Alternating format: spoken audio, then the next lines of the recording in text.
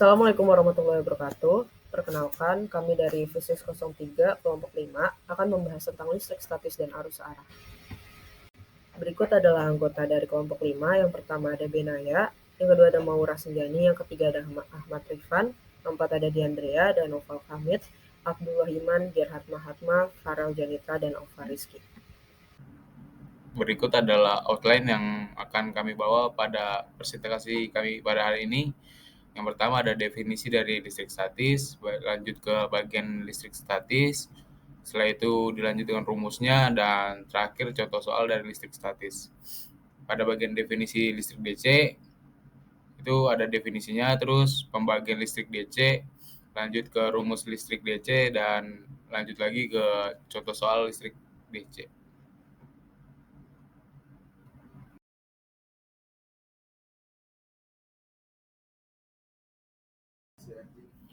Oke, sekarang lanjut ke bagian selanjutnya, yaitu definisi dari listrik statis. Listrik statis adalah kondisi di mana muatan listrik terakumulasi pada suatu benda ataupun permukaan tanpa adanya aliran arus listrik. Itu terjadi ketika muatan positif dan muatan negatif tidak seimbang, dan listrik statis juga terjadi melalui beberapa mekanisme. Yang pertama ada gesekan, induksi, dan terakhir ada pemisahan muatan. Jadi ketika dua benda berinteraksi atau bersentuhan, elektron dapat berpindah dari satu benda ke benda yang lainnya, sehingga menyebabkan salah satu benda menjadi bermuatan positif dan yang lainnya menjadi bermuatan negatif. Listrik statis seringkali dapat menghasilkan fenomena seperti percikan atau loncatan listrik, seperti yang kita amati pada kipas angin ataupun rambut yang berdiri tegak ketika disentuh dengan benda yang bermuatan listrik. Meskipun listrik statis dapat menyebabkan efek yang menarik, namun secara umum tidak berbahaya dalam tingkat yang rendah. Selanjutnya adalah pembagian listrik statis.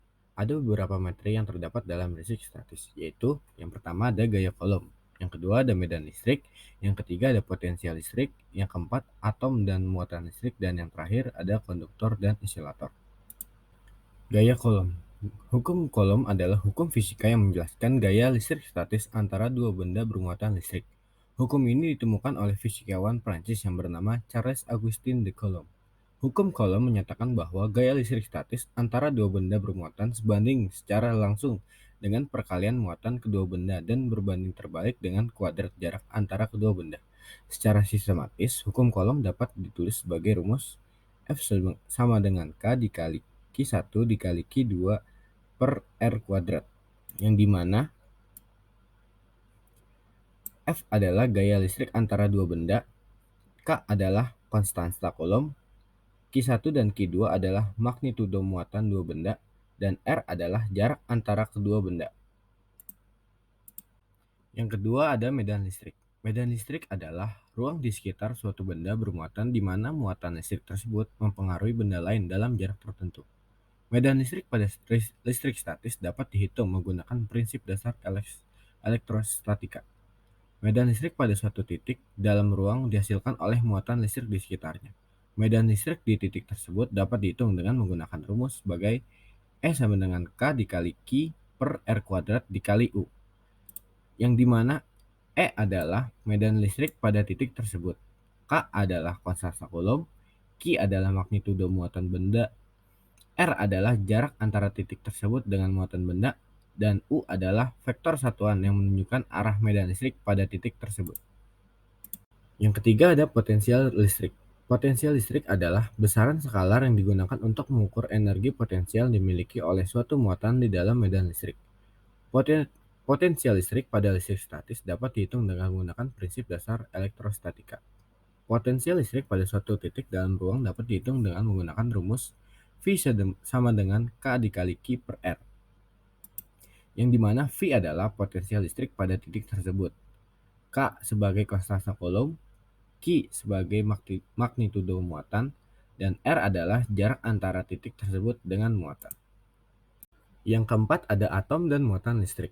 Atom adalah unit dasar dari materi yang terdiri dari inti atom yang bermuatan positif dan elektron yang bermuatan negatif.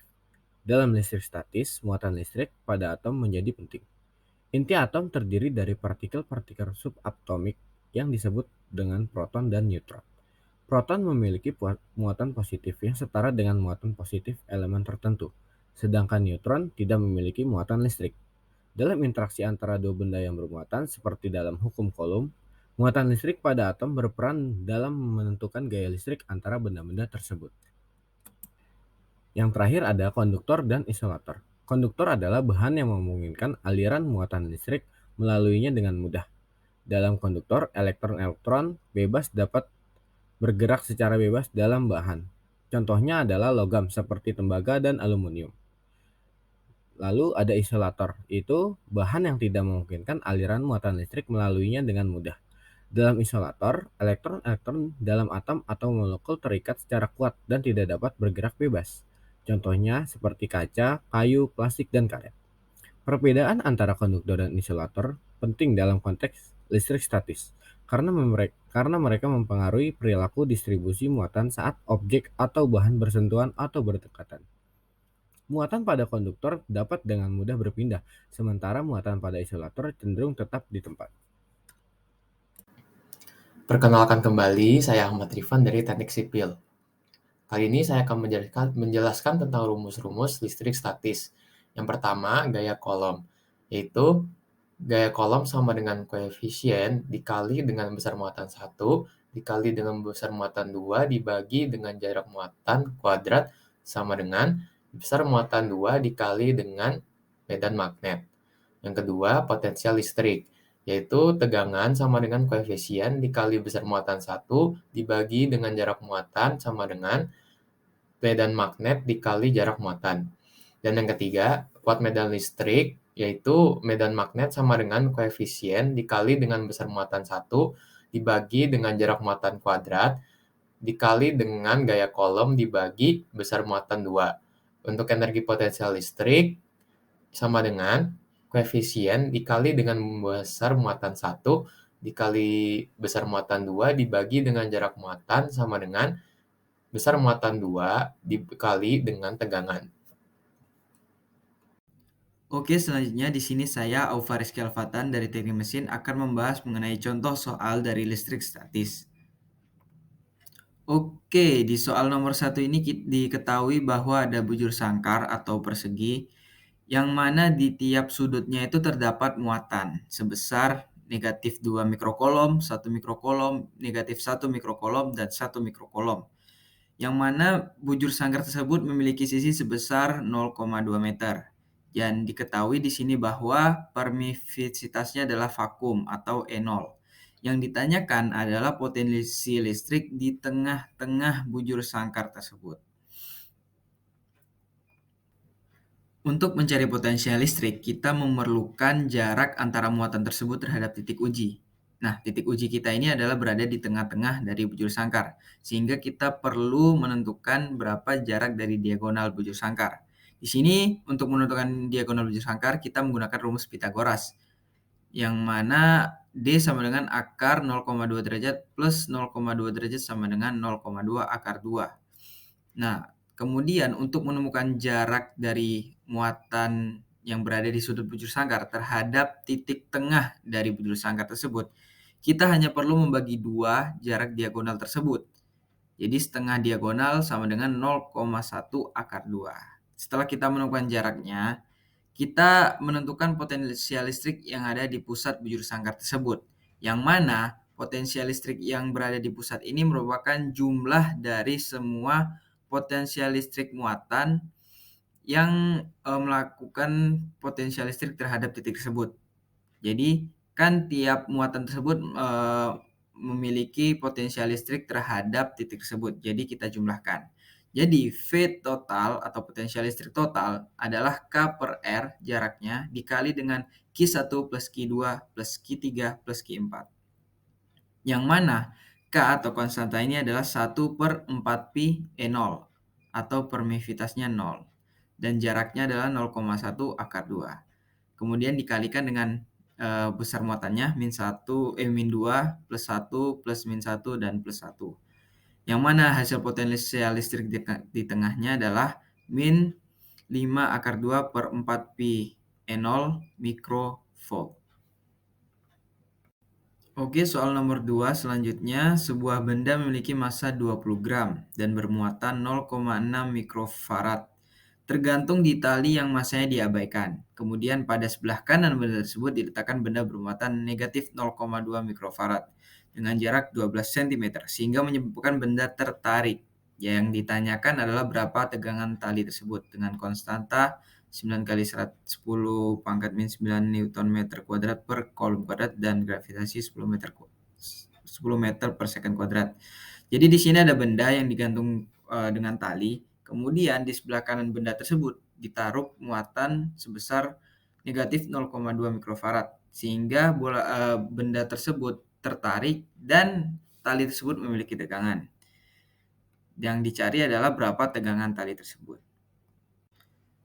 Jadi dari gambar dan soal kita mengetahui bahwa massanya 20 kali 10 pangkat min 3 kg, kemudian benda tersebut memiliki muatan sebesar Q1 sama dengan 0,6 mikrofarad dan benda sebelah kanannya itu Q2 dengan besar negatif 0,2 mikrofarad yang ditaruh berada jarak 12 cm atau 12 kali 10 pangkat min 3 meter. Jadi karena muatan benda tersebut bertolak belakang atau ada yang positif dan negatif sehingga akan terjadi tarik-menarik. Kemudian kita mengetahui bahwa sistem ini semuanya itu setimbang.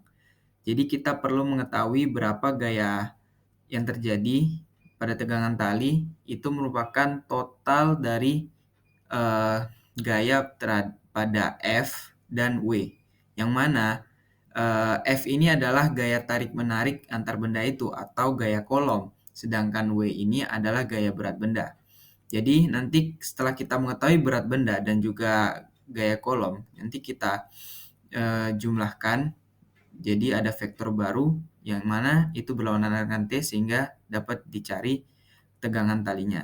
Nah, di sini kita menghitung berat bendanya yang mana W sama dengan massa kali gravitasi sehingga diketahui berat dari benda tersebut adalah 0,2 Newton.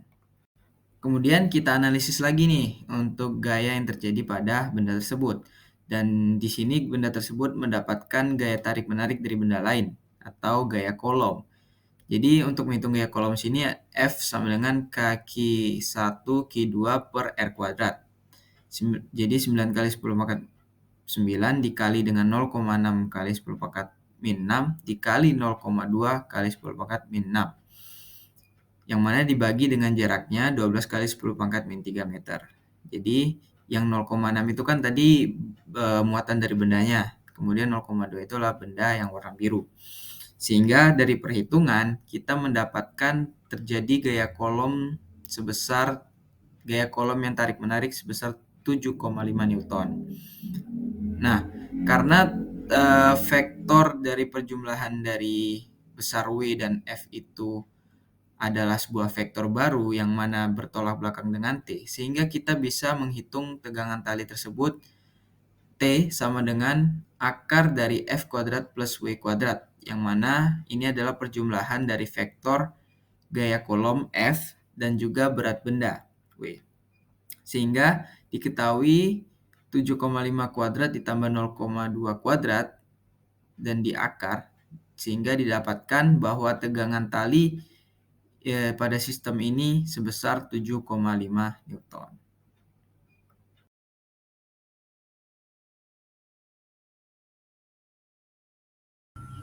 Selamat pagi, siang, sore, atau malam. Jadi di sini saya akan menjelaskan tentang definisi listrik searah.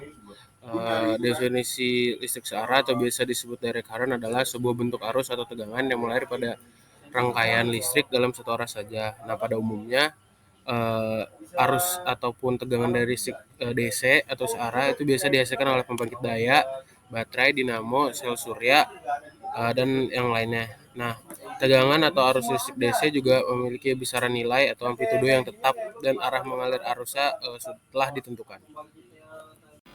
Baik, selanjutnya adalah pembagian listrik searah DC.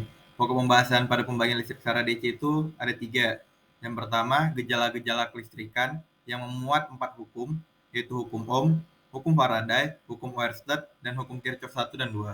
Lalu yang kedua adalah rangkaian arus listrik searah yang memuat 3, yaitu rangkaian seri, rangkaian paralel, dan rangkaian gabungan dari seri dan paralel. Lalu yang terakhir adalah sumber arus listrik searah. Baik, kita akan bahas poin pertama pada pembagian listrik searah DC. Yang pertama adalah gejala-gejala kelistrikan.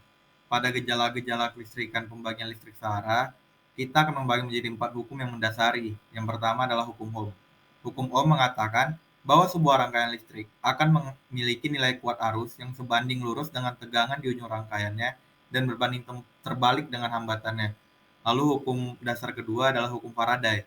Hukum Faraday menempati urutan kedua pada hukum listrik arus arah. Hukum ini menjelaskan bahwa jika ada dua muatan yang berbeda, maka akan menciptakan medan listrik yang mana garis gaya di antara keduanya akan mengarah dari muatan positif ke muatan negatif. Arah gerak elektron sangat berbeda dengan garis gaya listrik, sebab memiliki arah aliran masuk ke muatan negatif lalu keluar di muatan positif. Lalu hukum yang ketiga adalah hukum Oersted. Selanjutnya, hukum yang mendasari dari listrik arus DC ialah hukum Oersted. Hukum Oersted menyatakan bahwa medan magnet akan tercipta hanya jika hubungan antara dua medan magnet dikaitkan dengan kawat yang dialiri arus listrik. Arah arus dari arah kawat penghantar akan mempengaruhi medan magnet. Lalu hukum Kirchhoff 1 dan 2. Hukum yang terakhir ialah hukum Kirchhoff 1 dan 2. Hukum yang mendasari arus listrik searah ini berpendapat jika arus yang mengalir pada sebuah rangkaian akan memiliki nilai yang sama dengan arus yang masuk juga arus yang keluar, dan aljabar tegangan pada sebuah rangkaian tertutup sama dengan 0. Berikut juga saya berikan inputan gambar, semoga dapat dimengerti. Baik, poin yang kedua pada pembagian listrik searah adalah rangkaian arus listrik searah. Yang pertama adalah rangkaian seri. Rangkaian seri hanya memiliki satu jalur saja, yang dimana terdapat sebuah hambatan dan tegangan. Berikut saya berikan inputan gambar beserta rumusnya, semoga dapat dimengerti. Lalu selanjutnya adalah rangkaian paralel. Rangkaian yang memiliki cabang biasa disebut dengan rangkaian paralel. Walaupun memiliki rangkaian bercabang, namun nilai tegangan sama pada setiap aliran. Berikut saya berikan inputan gambar beserta rumusnya, semoga dapat dimengerti. Lalu rangkaian terakhir adalah rangkaian gabungan. Rangkaian gabungan dari seri dan paralel ini merupakan suatu rangkaian listrik yang umumnya digunakan untuk memisahkan arus agar memiliki nilai yang sama pada setiap bagian rangkaian listrik. Berikut saya berikan inputan gambar, yang dimana pada inputan gambar itu ada rangkaian seri dan paralel. Itu adalah rangkaian gabungan. Lalu poin yang terakhir adalah sumber arus listrik searah. Ada 4 macam sumber arus listrik DC, yaitu yang pertama generator arus searah, yang kedua thermoelement, yang ketiga sel surya, dan yang terakhir adalah elemen elektrokimia. Berikut adalah rumus tegangan listrik arus searah atau DC, yaitu dengan V sama dengan I kali R, dengan V sama dengan tegangan atau volt, I kuat arus atau ampere, dan R sama dengan hambatan atau ohm. Selanjutnya, saya akan membahas contoh soal arus listrik DC. Untuk soal yang pertama, sebuah baterai 12 volt memiliki hambatan dalam sebesar 0,1 ohm. Jika sebuah resistor sebesar 5 ohm dihubungkan dengan baterai tersebut, tentukan arus yang mengalir pada rangkaian tersebut. Dari soal kita dapat mengetahui bahwa rangkaian dalamnya adalah 1 ohm, resistor sebesar 5 ohm, dan tegangannya 12 volt. Ditanya pada soal berapa arus yang mengalir pada rangkaian. Karena arus searah dengan loop, maka tegangan pada resistor bernilai negatif. V1, di mana V1 sama dengan min I dikali resistor, dan V2 sama dengan min I dikali hambatan dalam. Kemudian arah tegangan baterai dari kutub min ke plus searah dengan arah loop, maka Vs sama dengan plus 12 volt, sehingga diperoleh I sama dengan Vs per resistor ditambah hambatan dalam sama dengan 12 volt per 5 ditambah 0,1 ohm sama dengan 12 volt per 5,1 ohm sama dengan 2,35 ampere. Jadi besarnya arus yang mengalir pada rangkaian tersebut adalah 2,35 ampere. Untuk soal nomor 2, sebuah rangkaian terdiri dari rangkaian seri dan paralel dihubungkan dengan baterai 12 volt seperti pada gambar di bawah ini. Jika ketiga resistor identik dan memiliki besar masing-masing 8 ohm, tentukan besar arus total serta arus yang mengalir pada resistor R1 dan R2 tersebut. Diketahui pada soal, resistor identik R1 sama dengan R2 sama dengan R3 sama dengan 8 ohm, Vs sama dengan 12 volt, dan ditanya besar arus total serta arus yang mengalir pada resistor R1 dan R2. Untuk menjawab soal ini, pertama yang harus kita lakukan adalah menentukan besar arus total. Langkah pertama, kita paralelkan terlebih dahulu R1 dan R2 dan diberi nama RP atau R paralel, di mana 1 per RP sama dengan 1 per R1 ditambah 1 per R2 sama dengan 1 per 8 ditambah 1 per 8 sama dengan 2 per 8, maka didapatkan RP sebesar 4 ohm. Setelah diparalelkan, maka kita mendapat rangkaian pengganti RP seperti yang ditunjukkan pada gambar yang ditunjuk dengan panah. Selanjutnya, serikan resistor RP dan R3 menjadi RS, didapatkan RS sebesar 12 ohm, dan langkah terakhir dalam menentukan besar arus total, kita menggunakan hukum Ohm untuk mencari besar arus total yang diberi nama IS, di mana IS bisa dicari dengan VS dibagi dengan RS, yaitu 12 volt dibagi dengan 12 ohm, di mana didapatkan IS sebesar 1 ampere. Jadi, arus total rangkaian adalah 1 ampere. Setelah mendapat besar arus total, selanjutnya kita bisa menentukan arus pada resistor 1 dan 2. Untuk menentukan arus pada R1 dan R2, terlebih dahulu kita mencari berapa besar tegangan pada resistor R1 dan R2. Karena R1 dan R2 tersusun secara paralel, maka tegangan pada kedua resistor sama dengan besar tegangan pada resistor RP dan diberi nama VP. Kemudian terlihat bahwa resistor RP dan R3 tersusun seri, maka arus yang mengalir pada kedua resistor sama dengan arus total, yaitu 1 ampere. Di mana VP itu bisa dicari dengan IS dikali dengan RP, yaitu 1 ampere dikali dengan 4 ohm, sehingga VP didapatkan 4 volt. Karena R1 dan R2 paralel, maka F1 sama dengan F2 sama dengan VP sama dengan 4 volt. Untuk langkah kedua yaitu kita bisa mencari V1 dengan mengalihkan I1 dengan R1, didapatkan I1 sama dengan 0,5 ampere, dan untuk I2 yaitu V2 bisa kita dapatkan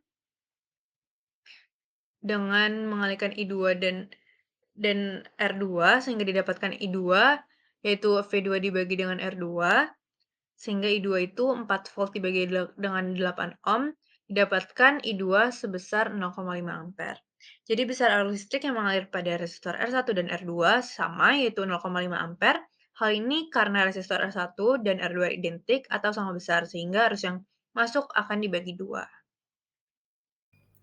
Oke, berakhir sudah presentasi dari kami. Terima kasih sudah menonton. Kami ucapkan terima kasih. Wassalamualaikum warahmatullahi wabarakatuh.